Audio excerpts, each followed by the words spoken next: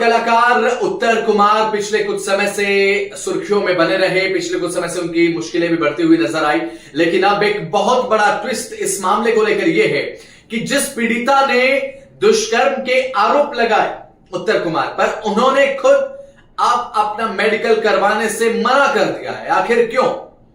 जब दुष्कर्म के आरोप लगाए गए, यह बात कही गई थी कि शादी का झांसा देकर, अच्छी फिल्म में, बड़ी फिल्म में काम दिलाने की बात कहकर उनसे दुष्कर्म किया गया।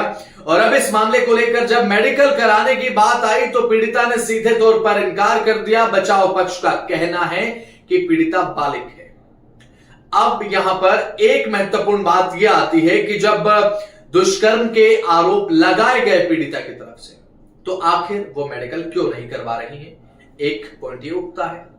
दूसरी तरफ उत्तर कुमार की तरफ से ये बात लगातार कही जाती रही, उनके परिजनों की तरफ से बात लगातार कही जाती रही कि 55 साल उत्तर कुमार की उम्र है, जांच में पूरा सहयोग किया जा रहा है। और जो पीड़िता है, अब तो उन्होंने मेडिकल कराने के लिए भी मना कर दिया। तो अब पुलिस इस मामले को लेकर 2 बार क्लोजर रिपोर्ट भी दाखिल कर चुकी है। तो वैसे में पुलिस ये मान रही है कि झूठा केस है, झूठा मामला है। और आपको ये भी हम जानकारी देते कि कोर्ट ने अब 2 लाख के बॉन्ड पर उन्हें जमानत भी दे दी उत्तर कुमार को।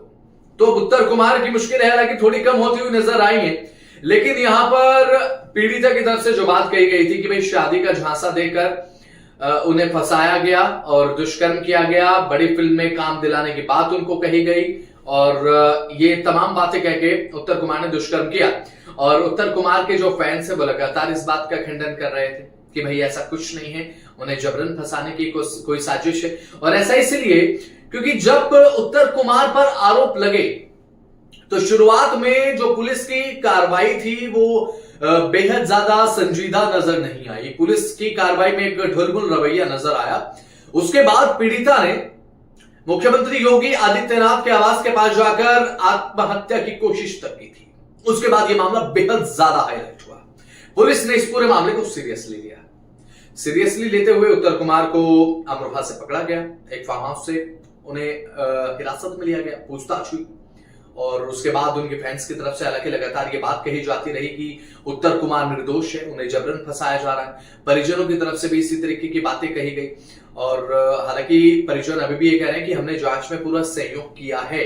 लेकिन उसके बाद जब ये बात पीड़िता तक पहुंची कि भाई मेडिकल कराता है आपको मेडिकल कराना होगा, ये जो आरोप आपकी तरफ से लगाए गए हैं, तो इसके लिए ये जो साइंटिफिक प्रूफ है बहुत जरूरी होता है। किसी भी जब इस तरीके के मामले होते हैं, जब किसी युवती की तरफ से या किसी पीड़िता की तरफ से जब आरोप लगाया जाता है इस तरीके का, तो एक मेडिकल कराना एक सामान्य प्रक्रिया है और साइंटिफिक एविडेंस के तौर पर इसे रखा जाता है। और लेकिन जब ये प्रोसेस करने के लिए आगे बढ़ा पूरा मामला, तो लेकिन उस समय पीड़िता ने साफ मना कर दिया कि वो मेडिकल नहीं करवाएंगे। इसके बाद जो है लगता है कि उसके बाद पीड़िता का जो एक पक्ष जो रखा जा रहा था, मुझे लगता है कि वो कमजोर पड़ता हुआ नजर आया, क्योंकि आरोपों की सच्चाई एविडेंस के हिसाब से ही तय होती है। जब भी कोई बड़ा मामला होता है, बड़े आरोप लगाए जाते हैं, तो उसमें एविडेंस का होना बेहद ज्यादा जरूरी हो जाता है। खासकर इस मामलों में, इस तरीके के मामलों में एक साइंटिफिक एविडेंस जो